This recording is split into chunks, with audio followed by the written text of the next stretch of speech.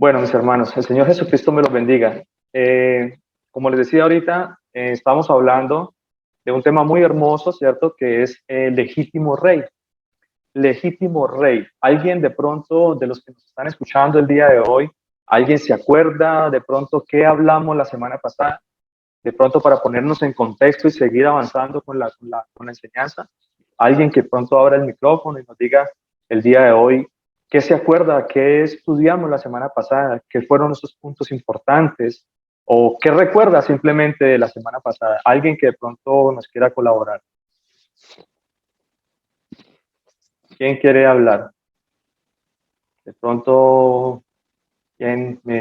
Emanuel, de pronto, quiere abrir el micrófono. O de pronto mi hermana Victoria, yo sé que mi hermana Victoria siempre quiere hablar, ¿cierto?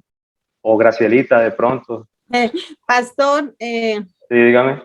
la palabra en el Señor que nos regaló hace 8 días, que nos quiso regalar de vida, nos hablaba el pastor del legítimo rey, que nos explicaba el Señor Jesús, ¿no? O sea, en dónde estaba escrito, nos da ese entendimiento de saber que Él es el único legítimo rey. El pastor habló de cuando el Señor Jesús le habla a su siervo David y le promete ser rey, que él pensaba que era su hijo Salomón, pero él habla es de él mismo viniendo en carne. Entonces eso también nos explicó el pastor cuando el Señor Jesús le dice a David de ese reino que nunca iba a tener fin, y es el del Señor Jesús.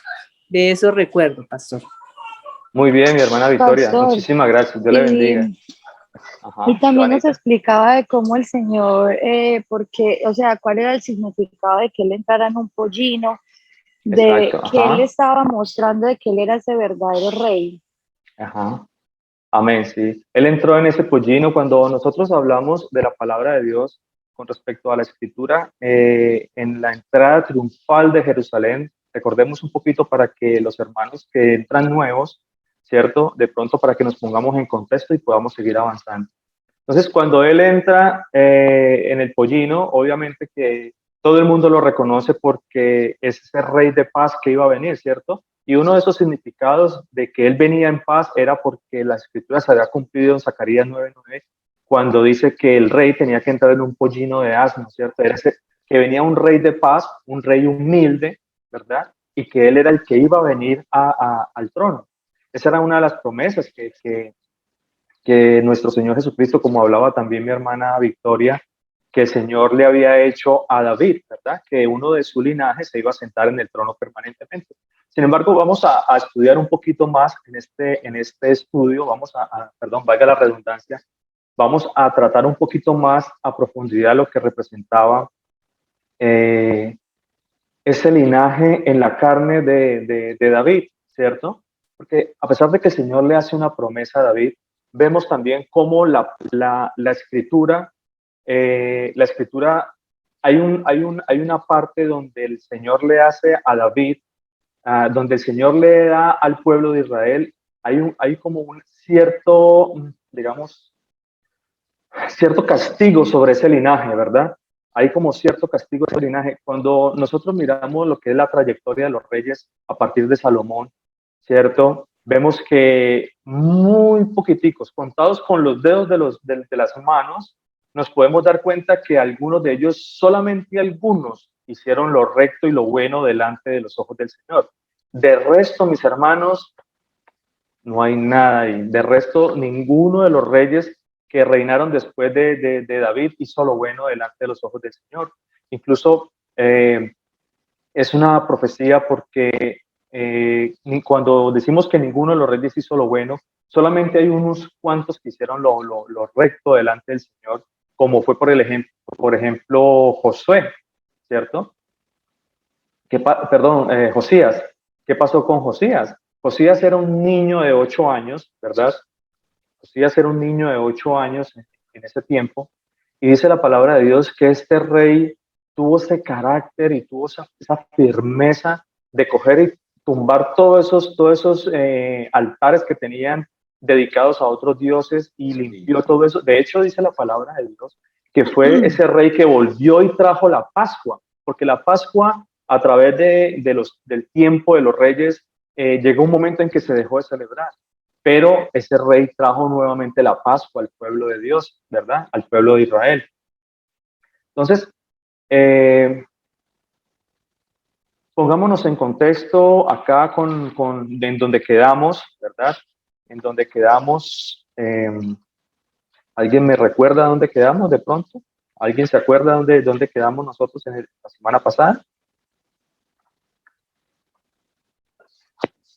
Bueno, quedamos Lucas básicamente... 2:3. Lucas 2:3 o Mateo. No, quedamos básicamente en Hechos de los Apóstoles, ¿cierto? Estamos viendo Hechos de los Apóstoles. Vayamos a Hechos de los Apóstoles para que recordemos un poquito. Vayamos a Hechos capítulo 13, versículo desde el 13 en adelante. Vayamos específicamente al 18. Lucas 13, 18. Leamos desde ahí para que sigamos la línea de lo que venimos estudiando.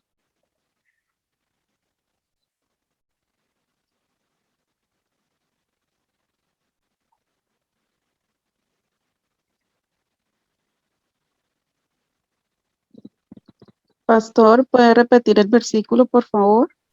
Sí, ese es Hechos de los Apóstoles, capítulo 13, versículo 18.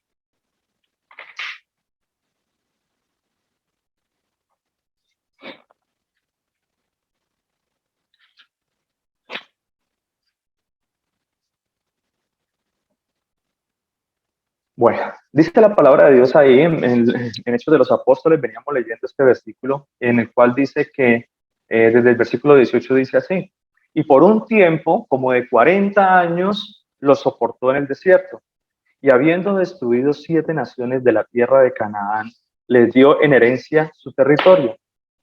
Después, como por 450 años, les dio jueces, hasta el profeta Samuel. Entonces, estábamos recordando básicamente lo que hablamos la semana pasada. ¿Cómo inicia el periodo de los reyes en el pueblo de Israel, verdad? Entonces, cuando nosotros miramos la escritura acá en Hechos de los Apóstoles, ¿cierto? Y nos hace una referencia a lo que sucedió acá en la antigüedad, ¿verdad? Cuando comenzó el primer rey de Israel, ¿cuál fue el primer rey de Israel? ¿Ustedes recuerdan cuál fue el primer rey de Israel?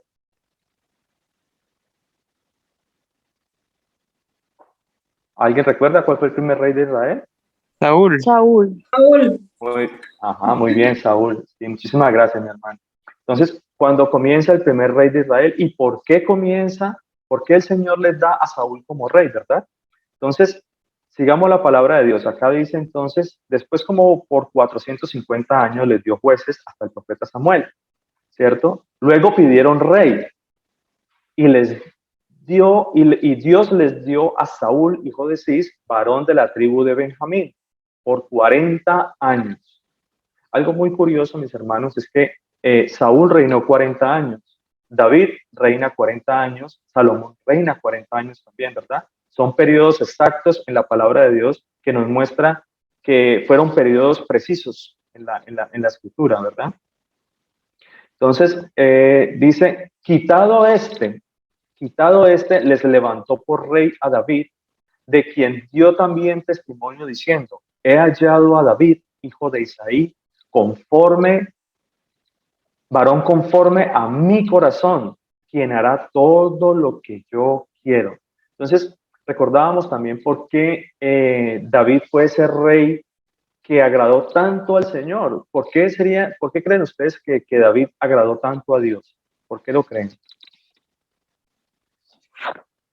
Mire, una de las cosas hermosas que nos da la palabra es que Él nos da algo y Él mismo nos explica por qué, ¿verdad?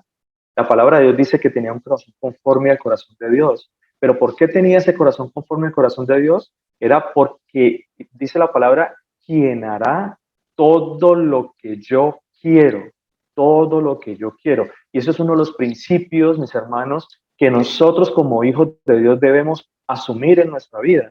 Es uno de los principios que nosotros como hijos de Dios debemos aferrarnos a eso, a la obediencia, mis hermanos, a la obediencia de Dios, ¿verdad? Porque finalmente Él es nuestro Padre y Él es quien nos va a salvar a nosotros. Entonces, ese principio básico en el cual está aquí establecido por medio de la palabra de Dios y nos pone como ejemplo David, ¿cierto? Ojalá todos pudiéramos tener ese corazón conforme al corazón de Dios y poder obedecer a todo lo que Él nos manda, ¿cierto?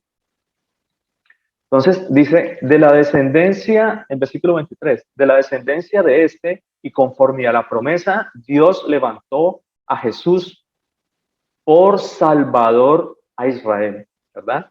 Entonces, recordábamos un poquito en Primera de Samuel, vayamos a Primera de Samuel 8, Primera de Samuel 8, y ahí vamos a recordar un poquito también de lo que estábamos hablando, básicamente, por qué el Señor les da como rey a él, ¿cierto? A Saúl, porque la misma palabra de Dios lo dice, ¿verdad? Ellos desecharon a Dios como rey.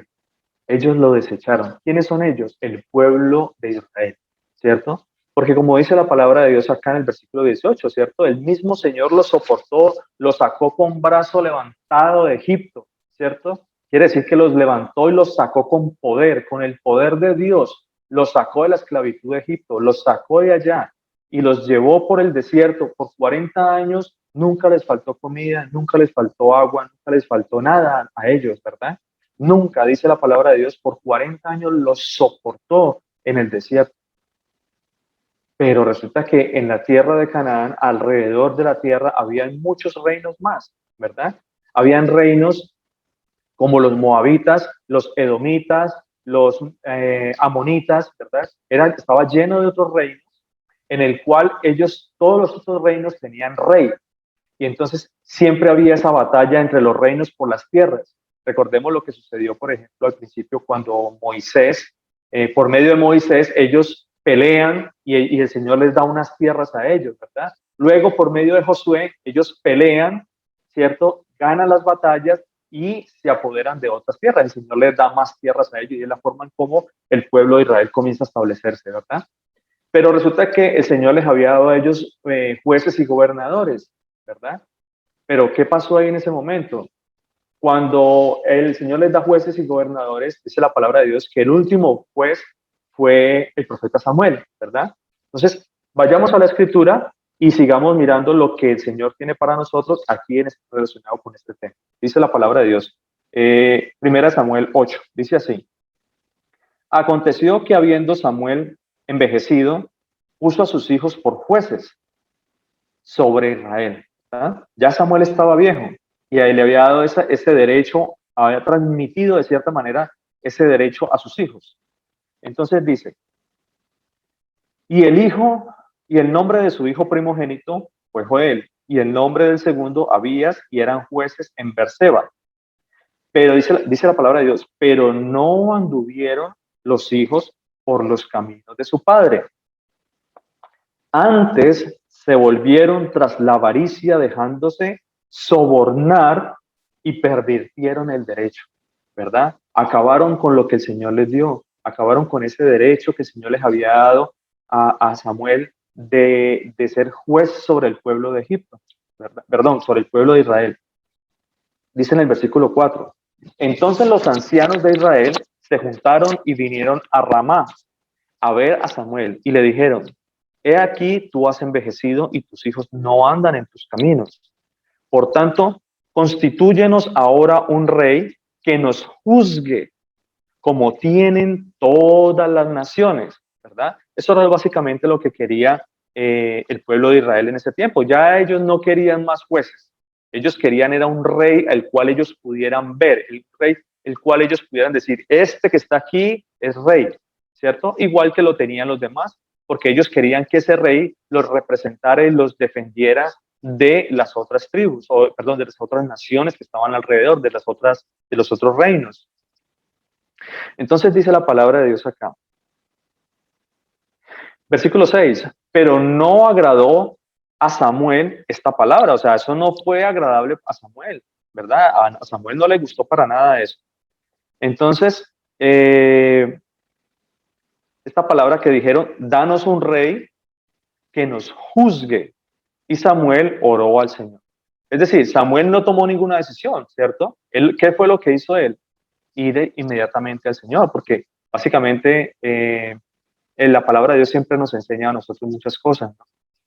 Nosotros siempre en cualquier decisión, mis hermanos, en cualquier decisión que nosotros tomemos, llámese o sea la decisión que sea, vaya, consulte primero al Señor, consulte, arrodíllese, ore al Señor, pídale al Señor que le dé sabiduría, que le dé entendimiento, que le ponga, que le abra camino, mis hermanos, ¿verdad? Que le abra esas puertas por las cuales usted pueda seguir adelante.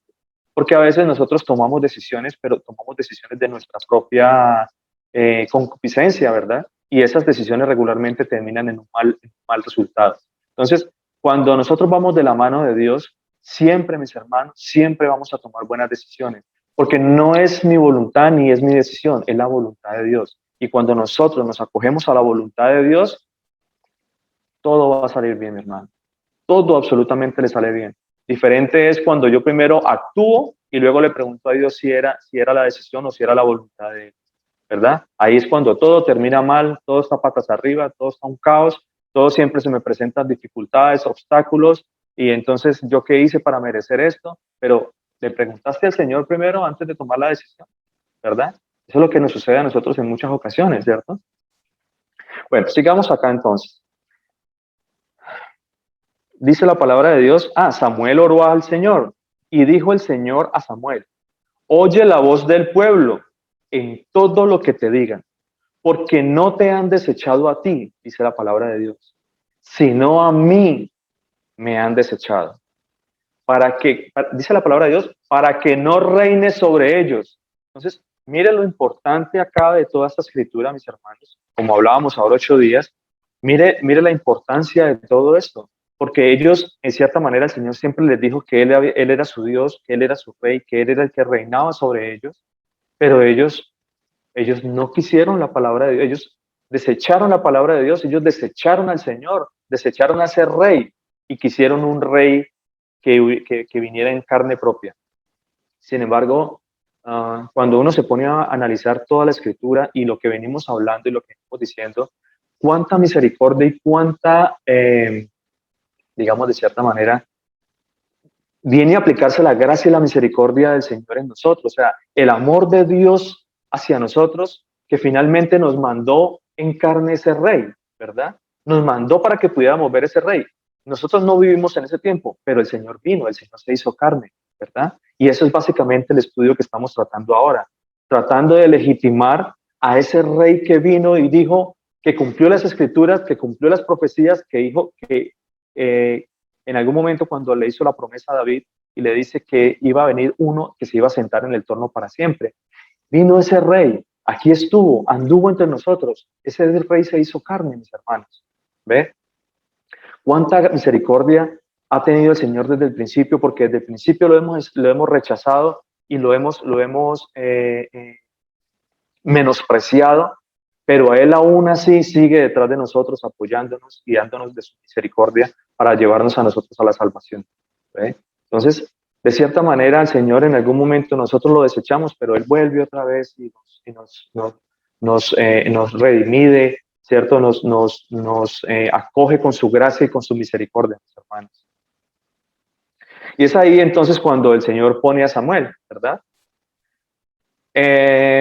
Bueno, entonces, sigamos acá. ¿En qué momento entonces se cumple o en qué momento se da parte de esa profecía también? Vayamos al libro de Miqueas, porque como leímos aquí en el último versículo, en el versículo 23 de Hechos de los Apóstoles, estábamos leyendo que de la descendencia de y conforme a la promesa, Dios levantó a Jesús por Salvador a Israel.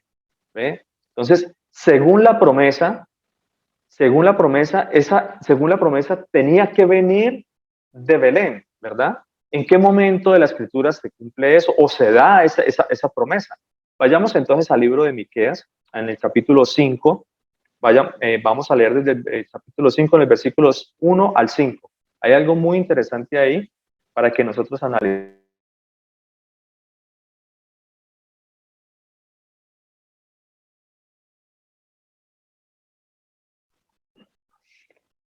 Miqueas 5, 1 al versículo 5.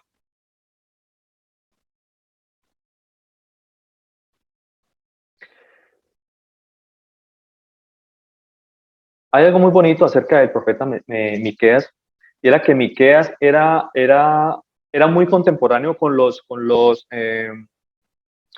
otros profetas como Joel, Amós, Oseas. Ellos eran contemporáneos, ¿verdad?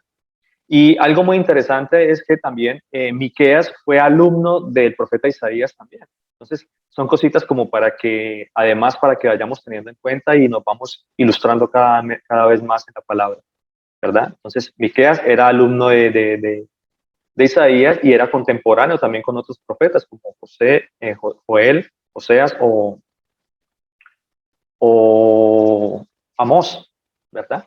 Bueno, entonces, dice la palabra de Dios, Miqueas 5, desde el versículo 1, dice así: rodéate ahora de muros, hija de guerreros.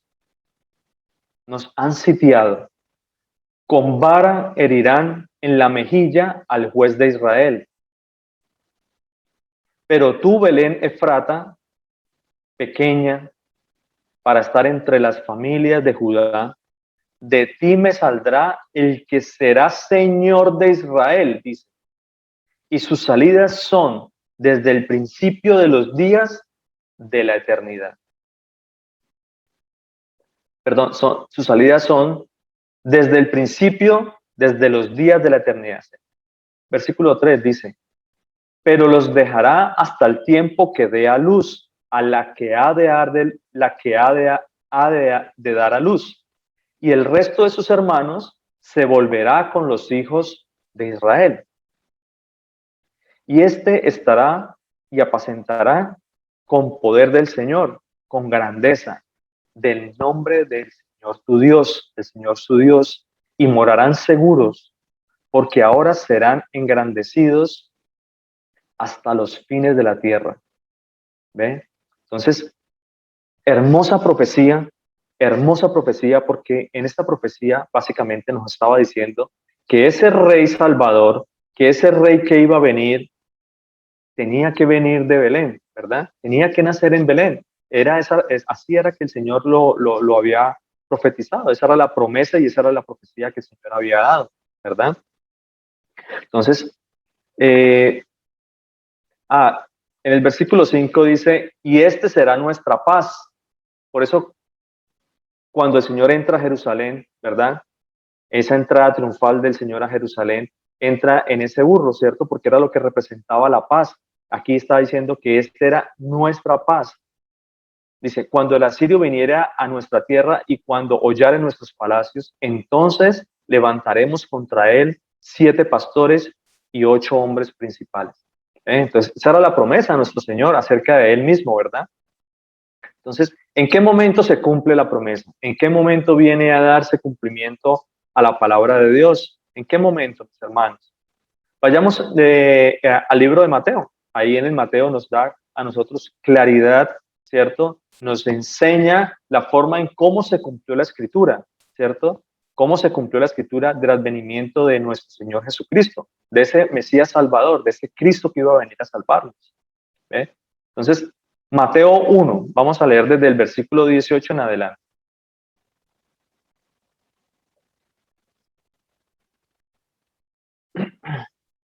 Mateo 1, versículo 18 al 24. Vamos a leer hasta ahí.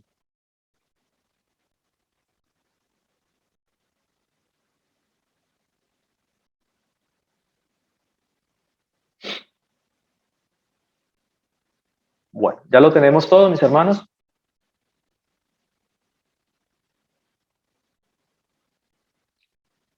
Nacimiento del Señor Jesucristo. Mateo 1. Bueno, dice desde el versículo 18 así, de esta manera: el nacimiento de Jesucristo fue así. Estando desposada María, su madre, con José. Recordemos qué es el término desposada. ¿Alguien sabe qué es desposada o desposado? ¿Saben qué es ese término? ¿Alguien lo conoce? ¿O alguien no lo conoce de pronto? Más bien, ¿alguien no conoce ese término? Yo no lo conozco, pastor. No, bueno, mi hermana, le voy a explicar entonces. Mire, el término desposada ¿qué representaba el término desposada? Recordemos que en la antigüedad, pues no había ese concepto de noviazgo, ¿verdad? en ese tiempo pues el noviazgo como tal no existía. ¿Qué era lo que existía entonces en ese tiempo, en el tiempo de los judíos, en la época antigua? Era cuando un hombre tomaba o se comprometía con una mujer, se denominaba desposada. ¿Por qué? Porque anteriormente eso era algo muy serio. Cuando un hombre se comprometía con una mujer, ya automáticamente había una legalidad entre ellos, ¿verdad? Ya automáticamente, si no estaba casada, es decir, que en algunas partes se usa el término desposada como recién casada o que estaba por casarse en ese momento. Es decir, en cualquiera de los casos, no había consumado el matrimonio, fuera que ya se hubiera casado o que no se hubiera casado, pero ya estaba legalmente constituida, ya se había legalmente, ya estaba con ese hombre, ¿verdad? Ya eran un matrimonio como tal, ya eran una unión, perdón, era una unión como tal, pero aún no se había consumado el matrimonio, ¿cierto? Es decir, no habían tenido aún relaciones íntimas, ¿verdad? Entonces era ese compromiso, ¿cierto? Era entrar en esa legalidad de compromiso con aquella mujer en ese tiempo, pues por eso se le llamaba desposada. Entonces, dice la palabra, estando desposada María, quiere decir que ya ella estaba recién casada con José, pero aún no se había llegado al acto sexual o a la intimidad, como así decirlo, ¿cierto? Entonces dice, desposada María, su madre, con José. Pero aquí la palabra de Dios nos dice claramente, ¿cierto? Nos confirma lo que estamos hablando. Dice, antes que se juntasen, es decir, antes de que hubiese ese vínculo íntimo, ¿verdad? Dice, se halló que había concebido del Espíritu Santo. José, su marido, como era justo y no quería infamarla, quiso dejarla secretamente. Ahora, ¿qué era lo que estaba sucediendo? Dice la palabra que antes de que ella se juntase en intimidad con su esposo, se halló que había sido concebida del Espíritu Santo. Es decir, que ella aún era virgen, ¿cierto? Y fue concebida del Espíritu Santo. Dice la palabra de Dios que como José era su marido, ¿cierto? Y era un hombre justo, pues no quiso infamarla, es decir, no quiso hablar acerca de eso, porque ¿qué era lo que ocurría? Si una mujer en el tiempo antiguo, en el tiempo de los judíos, básicamente lo que estamos hablando, si hallaba que esa mujer, estando ya comprometida, estando ya desposada o estando ya en matrimonio, de pronto quedaba embarazada y no era de su marido, esa mujer la podían apedrear por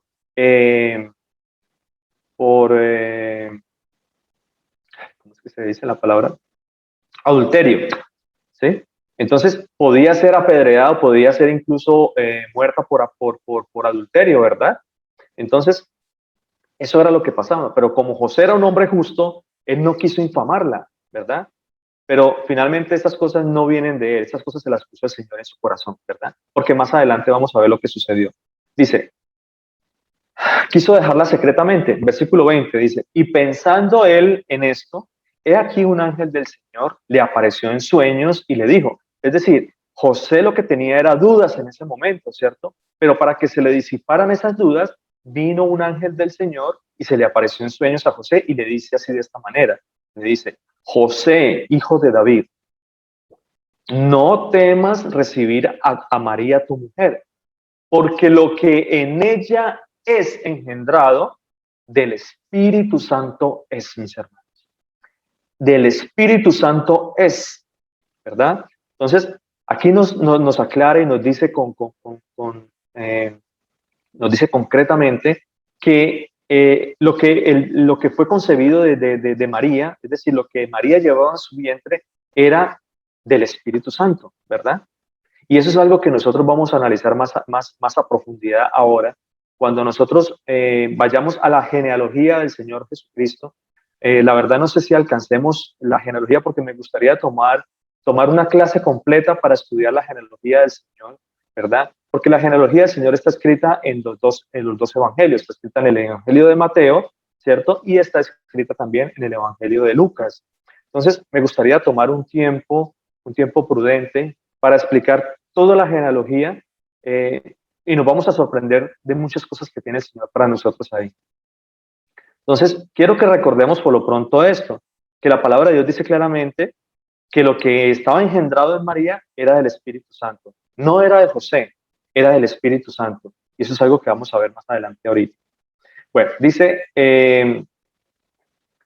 y dará a luz un hijo y llamará su nombre Jesús, porque él salvará a su pueblo de sus pecados, ¿verdad?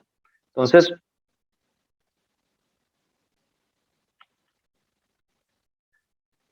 miren, hermanos, cuando nosotros mencionamos todo lo que es esta parte de Mateo y cómo se da cumplimiento a la escritura, era porque esto ya estaba escrito anteriormente. No sé si de pronto alguien me quiera colaborar aquí rápidamente con Salmos 130, versículo 7 al 8, para que miremos la forma en cómo el Señor da cumplimiento absolutamente a todo, ¿verdad? Salmos 130, versículo 7 al 8. ¿Alguien lo quiere leer, por favor?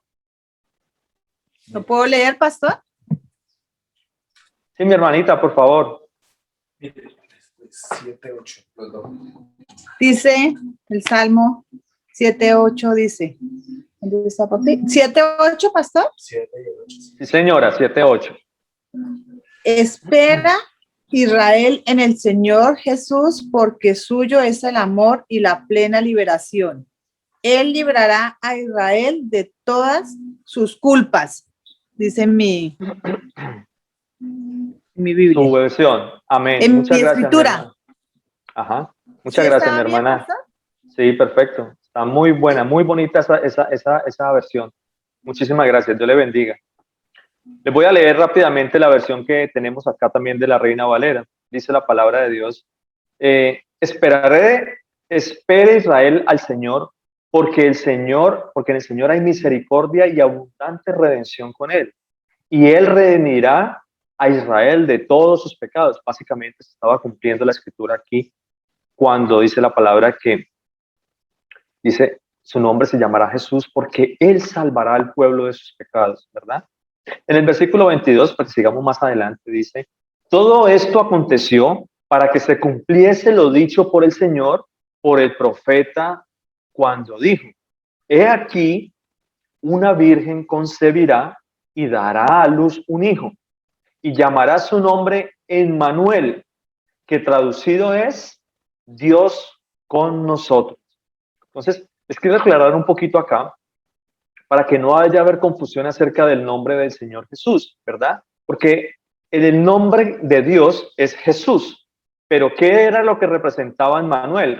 Emmanuel representaba era la acción o la promesa de que Dios iba a estar con nosotros. ¿Sí me entiende? O sea, Dios con nosotros es Emmanuel. ¿Sí me entiende? No Jesús, porque Jesús es el nombre de Dios. Es decir, Jesús iba a estar con nosotros y eso era lo que representaba Emmanuel. Eso era lo que significaba la promesa del Señor, ¿verdad? Entonces, eso para que nos quede un poquito claros. ¿Sí? Mi hermano Israel, ¿quiere aportar algo?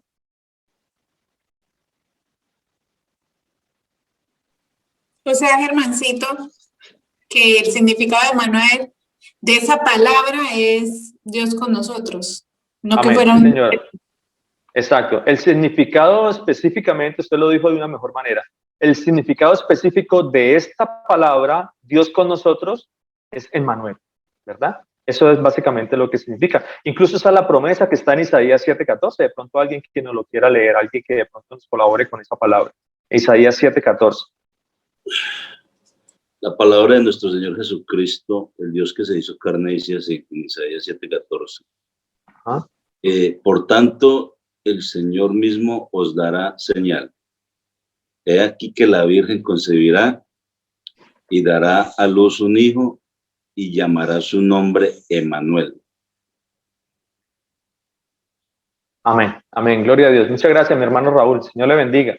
Entonces, podemos ver claramente que el Señor dijo que iba a dar una señal, ¿cierto? ¿Cuál era esa señal? La señal era Emmanuel, de que Dios iba a estar con nosotros, ¿verdad? Bueno, entonces dice la palabra de Dios en el versículo 24, dice, y despertando José del sueño, hizo como el ángel del Señor le había mandado y recibió a su mujer. O sea, hubo alegría en su corazón de recibir a su mujer ahí en ese momento, ¿verdad? Entonces, miremos acá la palabra de Dios. Ahí más adelante, pues sigamos ahí, en Mateo 2 desde el versículo 1. Dice, cuando Jesús nació en Belén de Judea, ¿cierto? En días del rey Herodes, vinieron del oriente a Jerusalén unos magos. Entonces, aquí en este momento es donde se cumple la profecía de Miqueas 5, que acabamos de leer nosotros ahora, cuando dice que cuando Jesús nació en Belén, o sea, dio cumplimiento a todo lo que estaba escrito. El nacimiento de nuestro Señor Jesucristo no se dio por gusto propio o porque así se sucedieron las cosas, no. Sucedieron cada cosa del Señor, desde que fue concebido hasta el tiempo de su visitación, el tiempo en que iba a estar acá, el tiempo, absolutamente todo el Señor dio cumplimiento. Todo estaba escrito de Él en la ley, los profetas y los salmos. Todos dieron testimonio del Señor Jesucristo, ¿verdad? Todo, absolutamente todo se tenía que cumplir la palabra y la profecía del Señor. Entonces dice, vinieron unos magos. Versículo 2 dice, diciendo, ¿dónde está el rey de los judíos que ha nacido? Porque su estrella hemos visto en el oriente y hemos venido a adorarle. Aquí hay algo muy curioso porque la palabra que se usó allí en el original, ¿cierto? De rey significa, es una palabra que se llama basileos, que significa específicamente rey. O sea, eso no tiene ninguna otra ambigüedad o ningún otro significado como tal. Significa rey. Es la palabra clara, es la palabra específica para ese soberano que había nacido. Entonces, ellos estaban convencidos, ¿cierto? Ellos estaban convencidos y se había dado una alerta en todo lado de que efectivamente había nacido el rey de los judíos, ¿verdad? Y eso es algo que voy a explicar adelante porque sucede esto. Mire, lo que pasa aquí en el versículo 3 dice, oyendo esto, ¿cierto? Oyendo esto, ¿quién? El rey Herodes. El rey Herodes se turbó y toda Jerusalén con él, ¿verdad? Entonces, ¿qué representa esta palabra? ¿Qué significa que oyendo esto el rey Herodes se turbó y toda Jerusalén con él? ¿Qué significa la palabra turbar? Turbar significa, en el original es una palabra que se llama tarazó. ¿Qué significa tarazó? Tarazó significa estar en problemas, turbarse por algo. Significa que entró en preocupación por algo. Ahora, ¿por qué creen ustedes que el rey Herodes se preocupó? De pronto alguien que nos quiera aportar. ¿Por qué creen ustedes que el rey Herodes se turbó? ¿Por qué entró en pánico ese señor? Pastor, porque era rey, él era rey. Exacto, mi hermana. Ese es el punto donde queremos llegar. Resulta que para que podamos entender un poquito lo que le pasó al rey Herodes aquí en este momento, ¿cierto? Cuando el rey Herodes cuando dice la palabra que el rey Herodes se turbó, quiere decir que este hombre cuando escuchó que había nacido el rey de los judíos, ¿cómo así que nació el rey de los judíos? Este hombre, mejor dicho, se despelucó. Él se despelucó por completo. ¿Cómo así que nació el rey de los judíos? Si es que yo soy el rey de los judíos. Entonces, si nació el rey de los judíos, ¿cómo? ¿Qué venimos siendo tú y yo? Sí, básicamente eso. Ahora, ¿por qué les digo esto? Porque resulta que cuando nosotros estudiamos un poquito, cuando nosotros averiguamos la trascendencia de Herodes, podemos ver que este Herodes, no solamente hubo un solo Herodes, hubieron básicamente 3 Herodes, creo que 4 Herodes, porque resulta que este Herodes básicamente que está acá es Herodes el Grande, ¿cierto? Pero Herodes el Grande venía de una familia de la descendencia de Edom, es decir, de Jordania. Él era más como él no era tanto de la cultura judía, sino que venía más bien de la cultura grecorromana, ¿cierto? Entonces, ¿cómo se posesiona el rey? Porque es que él no era rey, él venía de allá, ¿cierto? Pero él no era rey. Él se posesiona rey porque recordemos que en el tiempo antes del Señor Jesucristo, más o menos unos 70 años antes del Señor Jesucristo, ¿cierto? O mucho antes, el Imperio Romano entra en posesión de todas estas tierras y el Imperio Romano es el que está reinando sobre todas estas tierras, ¿verdad? Hay un imperio, ¿verdad? Entonces, en ese momento, Herodes muy sagazmente encuentra la ayuda de otras personas como Octavio y como ¿cómo es el otro? Bueno, no recuerdo el otro personaje, pero Flavio. Exacto, mi hermano. Muchísimas gracias. Dios le pague, mi hermano Israel. Amén. Entonces, él encuentra la ayuda de ellos y por medio de ellos lo ayudan a llegar a posicionarse como rey de los judíos en ese momento, ¿verdad? Entonces, por eso él se turbó, porque dijo, bueno, obviamente él no venía del linaje de los reyes y cuando dijo que había nacido el rey de los judíos, este hombre, mejor dicho, se le pararon los pelos, dijo, mejor dicho, aquí me van a quitar el reinado. ¿Qué sucedió entonces ahí? Él comienza y lo que hace es que, sigamos la lectura que es mejor leer. Dice la palabra, vamos en el versículo 3, ¿cierto? Y toda Jerusalén con él, dice. Y convocados todos los principales sacerdotes y los escribas del pueblo, les preguntó dónde había de nacer el Cristo, es decir, dónde iba a nacer ese rey. Ellos le dijeron, en Belén de Judea, porque así está escrito por el profeta, ¿cierto?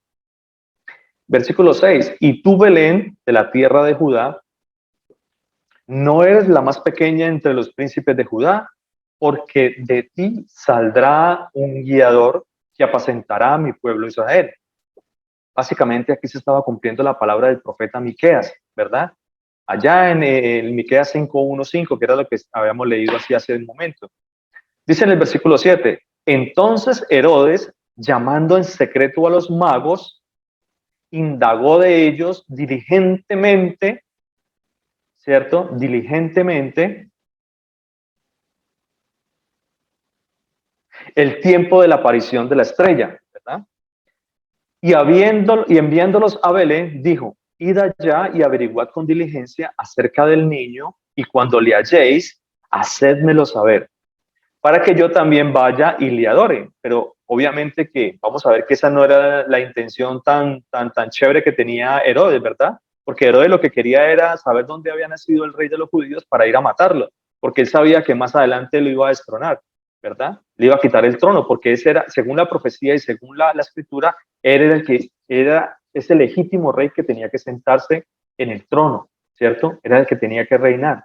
Pero como dice la palabra, desde el principio ellos lo desecharon y eso no cambió cuando él vino. Cuando él vino, todo el pueblo lo desechó también. Todos podemos ver y leímos también la parte cuando lo estaban crucificando y le pusieron un letrero aquí en la cruz que decía el rey de los judíos, ¿cierto? Que decía... Pastor. ¿Sí, señora?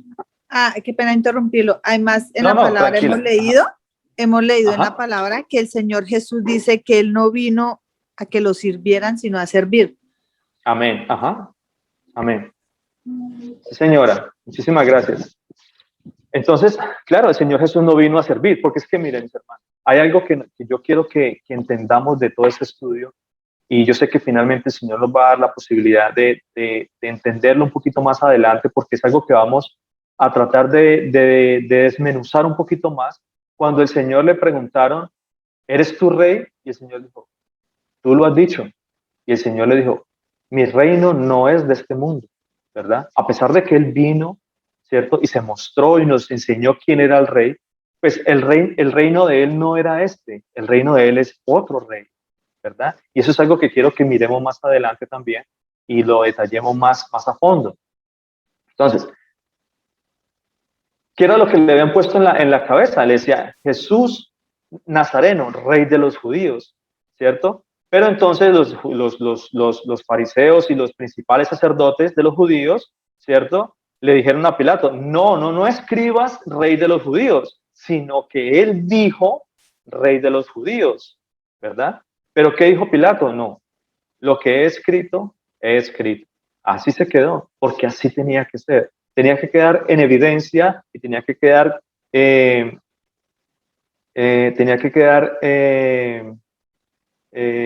finalizado, que tenía que quedar ya en concreto que finalmente ellos rechazaron y mataron al rey que tenía que sentarse.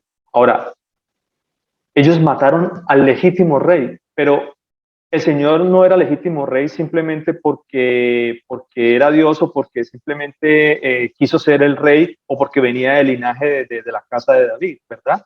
No, Él era rey porque a Él lo legitimó la escritura, a Él lo legitimó la ley, ¿verdad? Todo lo que estaba escrito lo cumplió. Exactamente todo lo cumplió él. Por eso a él no lo legitima el pueblo, ¿cierto? Sino que a él lo legitima es las mismas escrituras, lo mismo que estaba escrito de él, la ley, los profetas y los salmos. Eso es lo que legitima a nuestro Rey Todopoderoso, a nuestro Señor Jesucristo. Entonces, bueno, ¿dónde era que estábamos?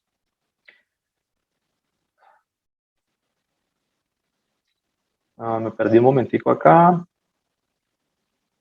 Bueno, entonces estábamos acá en versículo 7. En versículo 7, ¿cierto? En de Mateo, en el libro de Mateo.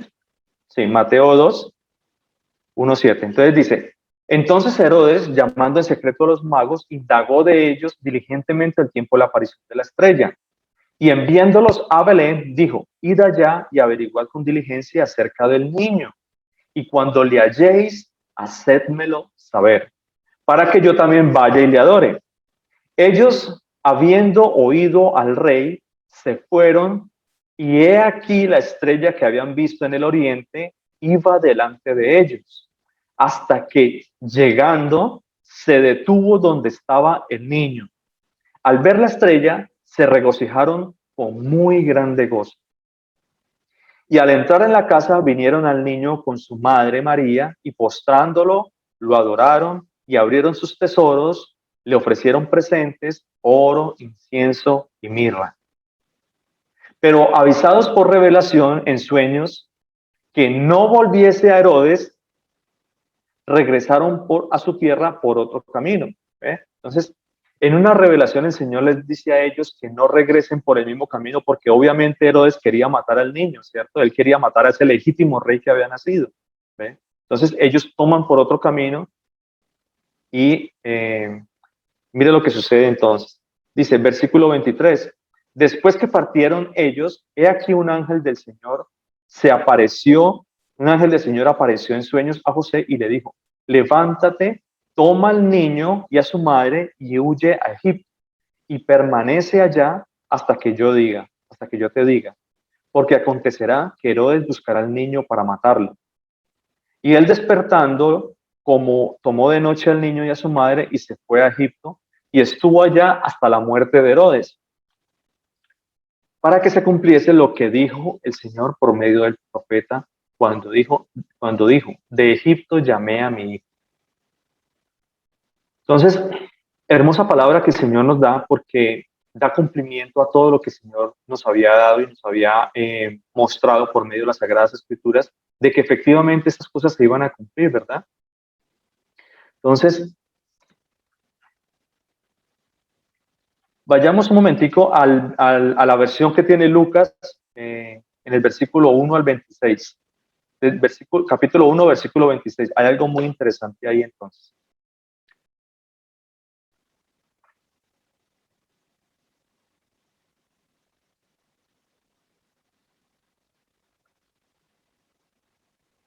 Lucas 1, 26.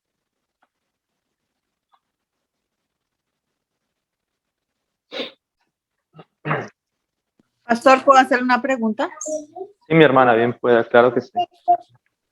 Pastor, en la palabra, cuando nosotros lo hemos leído, es del Señor Jesús, cuando saca al pueblo de Israel, Él les dice que no vuelvan a Egipto, pero ya cuando él a José y a su madre, ¿no? O sea, en carne, le dice que vuelvan a Egipto, ellos ya vuelven, pero porque el Señor ya permite eso, ¿cierto? Porque se acuerda que hubo un estudio, o sea, que leíamos la palabra donde decíamos que por lo menos cuando Salomón se casó con la hija del faraón, decíamos, o sea, una de las leyes que el Señor había puesto, o sea, de la palabra, era de que no volvieran a Egipto. Pero en este caso ya el Señor, él mismo da ese permiso para que ellos volvieran allá. Sí, señora, mire, sigamos leyendo entonces para que miremos ahí en Mateo. Le voy a mostrar en Mateo lo que dice la palabra de Dios. Ahí donde estamos leyendo, Mateo 1, en el versículo 19. Versículo 19, dice así la palabra de Dios. Pero después de Herodes, de muerto Herodes, ¿cierto? He aquí un ángel del Señor apareció en sueños a José en Egipto, diciendo, levántate, toma al niño y a su madre y vete a la tierra de Israel, porque han muerto los que procuraban matar la muerte, los que procuraban la muerte del niño. Entonces él se levantó y tomó al niño y a su madre y vino a tierra de Israel. Pero oyendo que Arquelao reinaba en Judea en lugar de Herodes, su padre, tuvo temor de ir allá. Pero avisado por revelación en sueños, se fue a la tierra de Galilea y vino y habitó en la ciudad que se llama Nazaret, para que se cumpliese lo dicho por los profetas, que habría de ser llamado Nazareno. Entonces, cuando nosotros leemos esta palabra, mi hermana, nosotros nos damos cuenta que nada ocurrió por casualidad, ¿cierto? Nada ocurrió porque a alguien se les pensó simplemente ir allí o allá. No, todo ocurrió porque eso fue revelación del Espíritu Santo, fue revelación del Señor en sueños, se le apareció en sueños a José y le dijo, haga esto, haga lo otro, ¿verdad? Cuando él regresa, ¿cierto? De Egipto, él tiene esa revelación, le dice, vaya a Israel porque así tenía que ser, tenía que cumplirse la palabra que iba a ser llamado Nazareno también, ¿verdad? Entonces, absolutamente nada sucedió por casualidad, todo, absolutamente todo sucedió para que se diese cumplimiento a las Escrituras y a lo que el Señor había dicho en aquel momento. Amén. Hermano, Bueno, entonces, ¿puedo aportar ahí a la pregunta de la hermana? claro, mi hermano, bien pueda. Perdón. Como se fue para Egipto, ¿verdad? Porque como iban a matar a todos los niños menores de 2 años, entonces Ajá. tuvo que huir a Egipto por obligación, ¿verdad? Ajá. Y Sí. de Egipto, de regreso, tuvo que venir a Nazaret para que recibiera el nazariato, que eran como 45 días de nazariato, y de ahí para que él fuera nazareno y también fuera, así como Sansón, y fuera también de Efrata, que es Belén de Judea. Por eso Ajá. da como una lógica la palabra de Dios, ¿verdad? Solo eso, hermano. Amén, amén, gloria a Dios. Muchas gracias, mi hermano Israel. Lo que dice mi hermano Israel es totalmente cierto. La palabra de Dios hay un momento en que ustedes pueden ver que Herodes quería matar al niño, ¿cierto? Entonces comenzó y iba a matar a todos los niños menores de 2 años. Él comenzó a matar a todos los niños menores de 2 años con el fin de encontrar al niño Jesús, porque como los reyes o los magos, los magos en ese tiempo, ellos nunca le dijeron dónde estaba el niño, sino que ellos se fueron por otro lado. Entonces él nunca supo dónde había nacido. Por eso él mandó a matar a todos los niños menores de 2 años. Y eso no es algo que debería sorprendernos con respecto a Herodes. Les voy a comentar algo con respecto a Herodes, porque Herodes era una persona supremamente mala. Herodes fue un rey que incluso mató a su mujer, ¿cierto? ¿Cómo se dice? Él mató a su mujer por sospecha de adulterio. Y no solamente mató a su mujer por sospecha de adulterio, sino que mató a sus 3 hijos. Mató a 3 de sus hijos simplemente por la sospecha de que se dio cuenta de que querían matarlo a él también. Entonces, antes de que ocurriera algo con él, inmediatamente los cogió y los mató también. Entonces, si una persona que hace eso con su propia familia, pues, ¿qué le puede importar lo de los demás, verdad? Entonces, eso ocurrió también con Herodes. Es algo que no debería sorprendernos, el hecho de haber mandado a matar a toda una generación, a todo. Imagínense cuántos niños pudo haber matado en ese tiempo. En la escritura no hay ninguna cifra como tal, pero nosotros nos podemos imaginar cuántos niños habrían, por ejemplo, en una aldea como esa o en una ciudad como Belén, ¿cierto? Si incluso la misma Belén tiene un nombre supremamente valioso, porque dice que la palabra de Dios dice que se llama Belén de Efrata. ¿Qué significaba Efrata? Efrata significa, en el original significa, o en original era el nombre original de Belén, que significa fertilidad, ¿verdad? Significa fertilidad. Entonces, imagínense cuántos niños debieron haber nacido en ese tiempo y el rey Herodes los mandó a matar a todos. Entonces, por eso él huye el Señor le pone a José huir a Egipto y luego regresar, para que se cumpliese lo dicho por el profeta, o que se cumpliese que iba a ser nazareno, ¿verdad? Ahora, no confundamos lo que es nazareno con nazareo, porque nazareo era un voto que se realizaba, por ejemplo, en el caso de Sansón, lo hizo Pablo, muchos lo hicieron, ¿verdad? A través de las escrituras nosotros nos damos cuenta que el voto nazareo, ¿cierto? El voto nazareo era raparse la cabeza y era un voto supremamente, era comprometedor, era un voto que se hacía supremamente fuerte al Señor. Y cuando tú hacías ese voto tenías que cumplirlo como tal lo habías hecho y tenías que raparte la cabeza y todas esas cosas, ¿verdad? Entonces, eso para que nos quede a nosotros claros lo que significa nazareo o nazareno, ¿verdad? Bueno, sigamos acá entonces. Estábamos en Lucas, ¿verdad? Miremos lo que dice la versión de Lucas. Lucas capítulo 1, versículo 26. Pastor, ¿cierto que usted dijo que Belén significa fertilidad? Sí, mi hermana, significa fertilidad, significa... Es que estoy escribiendo lo que usted dice para tenerlo, entonces para escribirlo, ¿cierto? Belén es fertilidad. O sea que si nazareo significaba eso, entonces Nazaret, o sea, eso no, o sea, es diferente. Es que estamos escribiendo lo que el pastor está. No, Belén significa Efrata y Efrata significa fertilidad.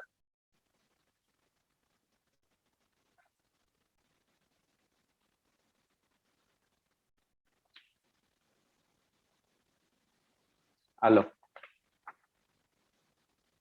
Ya, pastor, ya la ¿Sí? bueno. Ya. Ajá. Así como usted, o sea, Belén, Efrata y Frata, fertilidad, sí, ya. Sí, Efrata era el nombre original que le habían dado a Belén antes de llamarse Belén, ¿cierto? Ese era el nombre original de Belén y significa fertilidad o significa fructífero también. Ese es el nombre original que tiene Belén. Entonces, bueno, seguimos acá, estábamos en Lucas capítulo 1, versículo 26, dice así la palabra de Dios. Al sexto mes, el ángel Gabriel fue enviado por Dios a una ciudad de Galilea llamada Nazaret, a una virgen desposada. Aquí estamos viendo lo que significaba la versión de Lucas, porque recordemos que todo en los evangelios está escrito el nacimiento de Jesús, está escrito en el evangelio de Mateo y en el evangelio de Lucas. Entonces, aquí Lucas nos está narrando lo que sucedió. En el sexto mes, el ángel Gabriel fue enviado por Dios a una ciudad de Galilea llamada Nazaret, a una virgen desposada con un varón que se llamaba José, de la casa de David, y el nombre de la virgen era María. ¿Ve? Entonces, y entrando el ángel en donde ella estaba, dijo: salve, muy favorecida, el Señor es contigo, bendita tú entre las mujeres. Mas ella, cuando le vio, se turbó por sus palabras y pensando qué salutación sería esta, entonces el ángel le dijo: María, no temas, porque has hallado gracia delante de Dios, y ahora concebirás en tu vientre y darás a luz un hijo y llamarás su nombre Jesús. Dice la palabra de Dios, versículo 32. Este será grande y será llamado Hijo del Altísimo. Y el Señor Dios le dará el trono de David, su padre. Entonces, cuando nosotros vemos esta escritura acá, ¿cierto? Que dice, el Señor Dios le dará el trono de David, su padre. No quiero que, bueno, como hemos venido explicando, que el Señor vino del linaje de David, ¿cierto? Del linaje de David en la carne, ¿cierto? Perdón, pastor. Señora. Es que le quería hacer una aclaración, pastor. Es que su merced Sí, dijo que el voto de Nazareo era raparse la cabeza. Nazareo, ajá. Nazareo. Y el voto nazareo es no raparse la cabeza. Por eso Sansón era nazareo, ¿no? Bueno, entonces sí, mi hermana, lo que pasa es que, bueno, estoy un poquito confundido ahí. Déjeme, yo lo averiguo bien y le digo, porque es que en Hechos de los Apóstoles, el apóstol Pablo, él se rapó la cabeza, ¿cierto? Y él dice que él cumplió con sus votos. Entonces, voy a estudiar un poquito más eso y entonces lo aclaramos. Bueno, Amén, pastor, gracias. bueno, muchísimas gracias, mi hermanita Milena. Yo le pagué. Sí, vamos a mirar eso, claro que sí, porque de pronto me confundí un poquito porque en Hechos de los Apóstoles dice la palabra de Dios que cuando él llegó y se juntó con los ancianos, él se rapó la cabeza y cumplió con sus votos, ¿cierto? Entonces, eso era algo que yo había leído y en los nazareos, ellos tenían que raparse y quitarse en todo lo que era su vellosidad, pues. Entonces, pero como lo dijo mi hermana y como lo dice mi hermano Israel ahorita, pues bueno, vamos a estudiarlo un poquito más y lo aclaramos en la siguiente clase, en la siguiente semana. Bueno. Entonces estábamos hablando del hijo de David en la carne, ¿cierto? Porque no quiero, mis hermanos, que de pronto vayan a pensar que es que el Señor Jesús entonces fue uno y entonces Dios es otro, o como algún momento lo dijo un pastor, bueno, que dijo este pastor que el Señor Jesús no podía ser Dios porque él era hijo de David, ¿cierto? Entonces, si él era hijo de David, ¿cómo iba a ser Dios? Pero la palabra de Dios nos dice claramente a nosotros y nos va a dar entendimiento de que Él se hizo carne y Él cumplió con absolutamente todo. Y Él vino a tomar su legitimidad como rey. Pero Él no vino a reinar en esta tierra, porque su reino no era de este mundo, su reino es del cielo, el reino de los cielos. Por eso dice, el reino de los cielos, ¿verdad? Entonces, dice la palabra de Dios en el versículo 34, el versículo 33 dice, y reinará sobre la casa de Jacob para siempre, y su reino no tendrá fin. Entonces, la misma palabra de Dios nos explica, hermanos, la misma palabra de Dios nos da a nosotros esa confianza y nos da a nosotros esa claridad de que el reino, es el trono en el cual él se iba a sentar, no era un trono físico, no era una silla, ¿verdad? No era una silla como tal. El reino de los cielos, era el reino de los cielos, ¿cierto? Dice que su reino no tendrá fin, es un reino eterno, mis hermanos, ¿verdad? Entonces, eso lo vamos a profundizar más adelante. Dice en el versículo 34, entonces María dijo al ángel, ¿cómo será esto? Pues no conozco varón. Respondiendo el ángel le dijo, el Espíritu Santo vendrá sobre ti y el poder del Altísimo te cubrirá con su sombra, por lo cual también el santo ser que nacería será llamado Hijo de Dios. El santo ser será llamado, no que fuera, sino que será llamado Hijo de Dios, ¿verdad? Entonces, básicamente esa parte, mis hermanos, no sé si de pronto alguien nos quiera comentar hasta aquí, hasta este momento nos quiera comentar, quiera hacer algún aporte.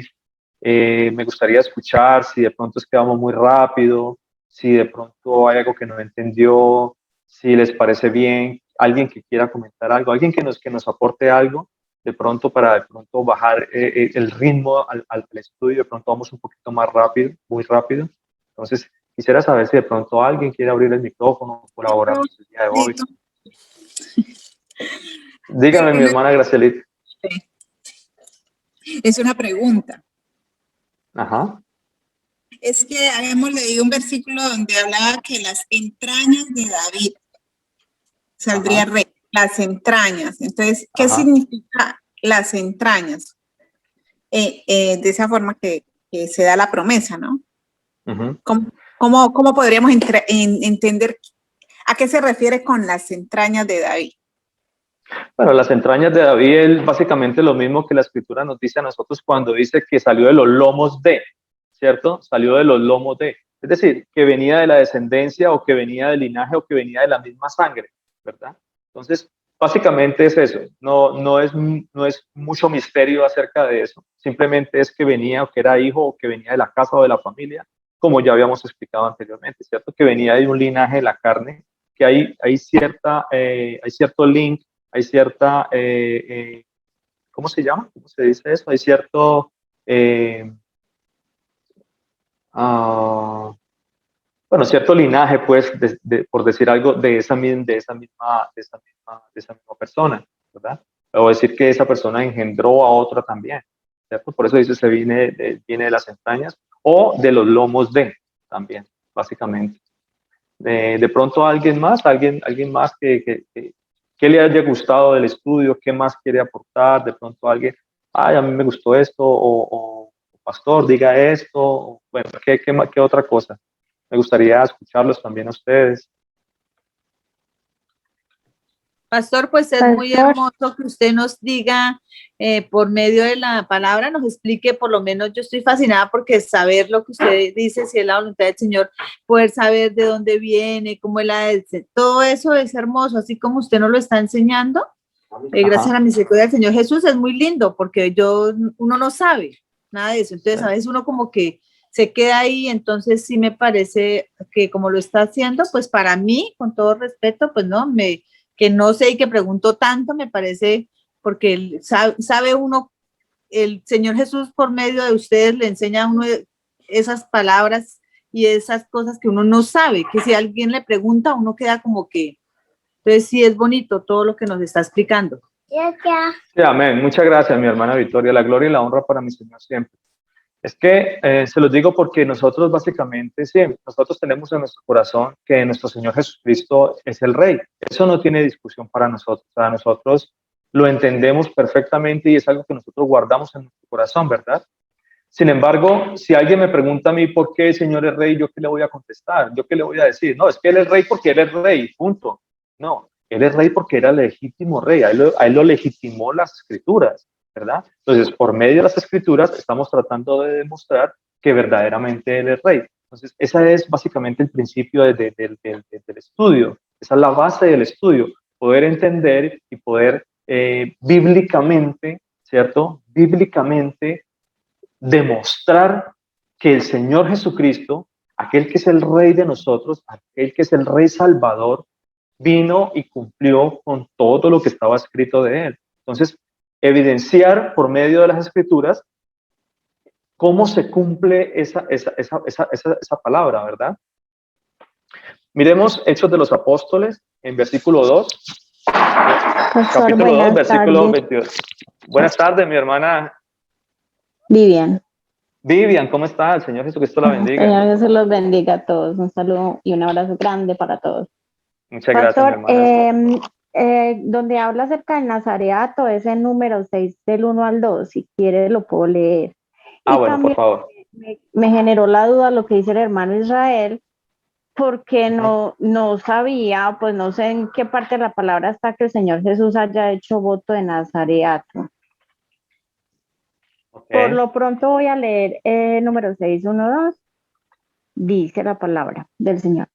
Habló el Señor a Moisés diciendo: habla a los hijos de Israel y diles: el hombre o la mujer que se apartare haciendo voto de nazareo para dedicarse al Señor se abstendrá de vino y de sidra. No beberá vinagre de vino ni vinagre de sidra, ni beberá ningún licor de uvas, ni tampoco comerá uvas frescas ni secas, todo el tiempo de su nazareato, de todo lo que se hace de la vid, desde los granillos hasta el ollejo no comerá. Todo el tiempo del voto de su nazareato no pasará navaja sobre su cabeza, hasta que sean cumplidos los días de su apartamiento al Señor. Será santo, dejará crecer su cabello. Todo el tiempo que se apartare para el Señor no se acercará a persona muerta, ni aun por su padre, ni por su madre, ni por su hermano, ni por su hermana podrá contaminarse cuando mueran, porque la consagración de su Dios tiene sobre su cabeza. Todo el tiempo de su nazareato será santo para el Señor. Si alguno muriere súbitamente junto a él, su cabeza consagrada será contaminada, por tanto, el día de su purificación raerá su cabeza, al séptimo día la raerá. Y el día octavo traerá 2 tórtolas o 2 palominos al sacerdote a la puerta del tabernáculo de reunión.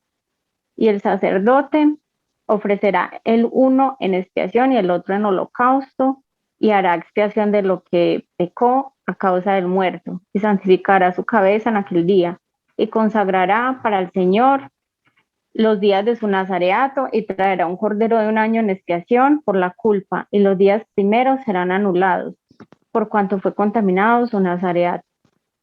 Esta es pues la ley del nazareo. El día que se cumpliere el tiempo de su nazareato, vendrá a la puerta del tabernáculo de reunión y ofrecerá su ofrenda al Señor, un cordero de un año sin tacha en holocausto, y una cordera de un año sin defecto en expiación, y un carnero sin defecto por ofrenda de paz. Además, un canastillo de torta sin levadura, de flor de harina amasada con aceite, y se me bloqueó la aplicación. Y sigue Pero yo ahí. creo que nos quedó totalmente claro, y yo creo que es muy alineado con lo que nos dice Milenita también. Y les doy las gracias a mis hermanas, y de antemano les pido disculpas a todos en algún momento, porque es que estaba confundido, porque el nazareato sí era eso, o sea, no pasar navaja sobre su cabeza, pero ellos tenían que llegar al tiempo de la purificación, es decir, había unas fiestas de la purificación, y cuando ellos se purificaban, ¿cierto? Eso duraba unos días, las fiestas de purificación, y cuando ellos cumplían el tiempo del nazareato, ellos se rapaban la cabeza, pero en los días de purificación. ¿Sí me entienden? Entonces, eso era básicamente lo que nos dice la Escritura y lo que nos leyó la hermana Vivian. Entonces, muchísimas gracias, mi hermana Vivian. Señor Jesucristo me la bendiga. A Milenita también, muchísimas gracias por hacernos caer en cuenta de estos errores. También mi hermano Israel por participar también. El Señor Jesucristo me lo bendiga. Muchísimas gracias también por participar. Entonces, qué pena. Entonces me queda la duda si acerca del voto del Señor Jesús, acerca del nazareato. Bueno, eso sí lo vamos a averiguar entonces, y lo miramos dentro de 8 días. ¿Bueno?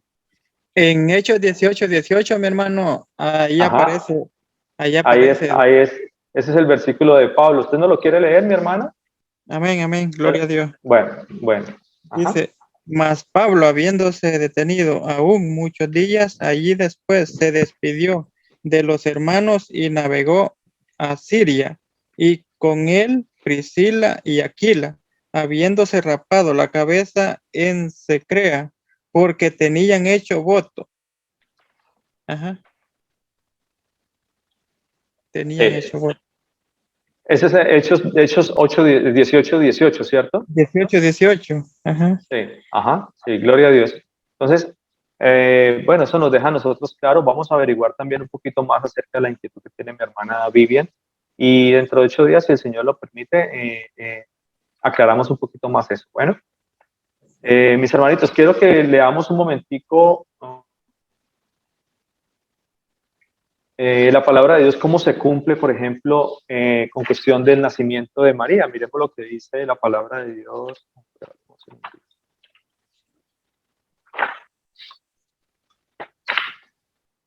Espera que se me cae.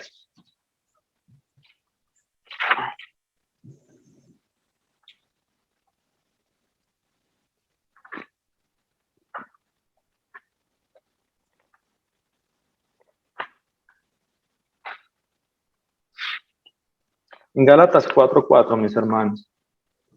Conté acá, pero busquémoslo directamente en la Biblia. Entonces, Gálatas 4:4.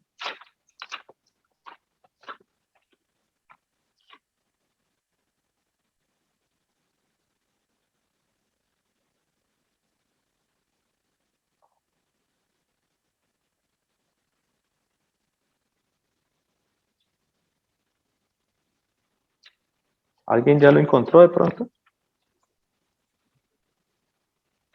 Amén. Sí, bueno. Un segundito.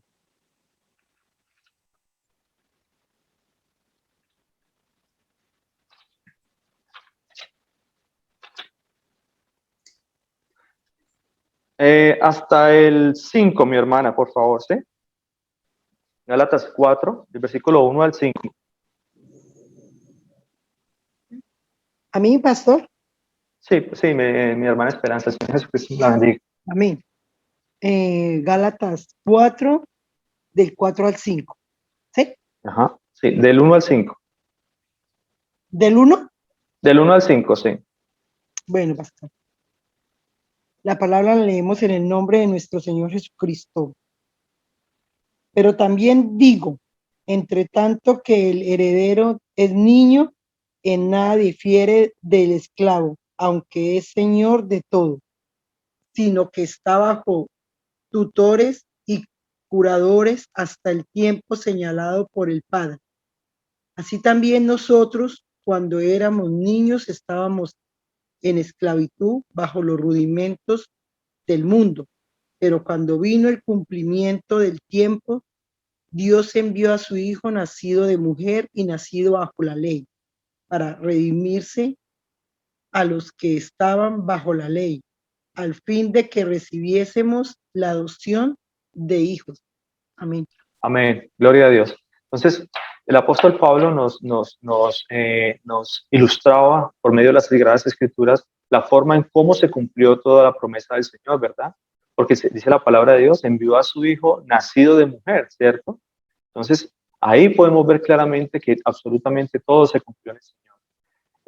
Si el Señor me lo permite, si el Señor nos da la oportunidad, dentro de 8 días vamos a estudiar un poquito acerca de la genealogía de nuestro Señor Jesucristo, la genealogía en la carne, ¿cierto?